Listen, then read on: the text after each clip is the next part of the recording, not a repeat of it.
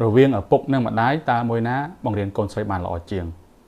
ca bất tới ở bục nâng mặt đáy miền cắt ta bậc cách nên miền tu này ti chính châm bảy bạch thay là sáng cốn chỉ vì xe tu miền ọc rôm cốn bàn lọ đôi được kia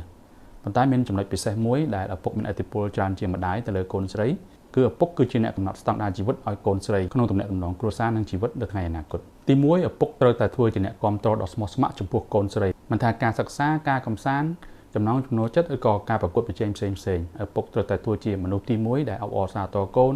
ជំរុញលើកទឹកចិត្តកូននិងផ្ដល់កម្លាំងចិត្តឲ្យកូនស្រីជានិច្ចមិនថាលទ្ធផលបែបណានោះទេការដែលឪពុកមិនបានធ្វើរឿងទាំងនេះចំពោះកូនស្រីនឹងធ្វើឲ្យកូនស្រីងាយនឹងចាញ់បោកមនុស្សប្រុសតែគ្រាន់តែធ្វើល្អដាក់នាងតែបន្តិចទី2នៅចំពោះមុខកូនស្រីឪពុកមិនត្រូវធ្វើខ្លួនជាមនុស្សខ្សោយជាមនុស្សដាច់យ៉ៃដែលមិនអាចធ្វើឲ្យកូនពឹងពាក់បានដែលលក្ខណៈកិរិយាទាំងនេះគឺបង្រៀនឲ្យកូនស្រីគិតថាខ្លួនជាមនុស្សស្រីគ្មានតម្លៃនិងជាបន្ទុករបស់គ្រួសារដែលទៅថ្ងៃអនាគតនាងនឹងងាយចាញ់បោកមនុស្សប្រុស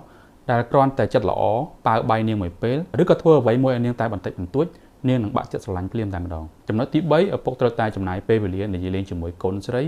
នាំកូនស្រីដើរលេងឬក៏ធ្វើរឿងកម្សាន្តជាមួយនឹងកូនស្រីដើម្បីបង្កើតភាពស្និទ្ធស្នាលឪពុកនិងកូនដែលធ្វើឲ្យនាងយល់ពីតម្លៃនៃពេលវេលាដូច្នេះនាងមិនងាយឲ្យតម្លៃបរិះណាដែលគ្មានពេលវេលាសម្រាប់នាងនោះទេចំណុចទី4ដែលជាចំណុចសំខាន់ជាងគេឪពុកត្រូវតែស្រឡាញ់ម្ដាយរបស់នាងឲ្យបានខ្លាំងបំផុតនិងជាពិសេសត្រូវតែយកចិត្តទុកដាក់គោរពឲ្យតម្លៃម្ដាយនាងជួយធ្វើកិច្ចការផ្ទះម្ដាយរបស់នាងនិងជាពិសេសមានទំនាក់ទំនងស្នេហាផ្អែមល្ហែមដែលជាគំរូល្អមួយឲ្យនាងយល់ឃើញពីក្តីស្រឡាញ់ពិតប្រាកដរបស់មនុស្សប្រុសចំពោះមនុស្សដែលខ្លួនស្រឡាញ់ប្រសិនជាឪពុកមិនបានស្រឡាញ់យកចិត្តទុកដាក់ឬក៏គោរពឲ្យតម្លៃប្រពន្ធរបស់ខ្លួនទេនោះនៅពេលអនាគតនៅពេលដែលស្វាមីរបស់នាងប្រព្រឹត្តដូចគ្នានេះចំពោះនាងនឹងគិតថាវាជារឿងធម្មតា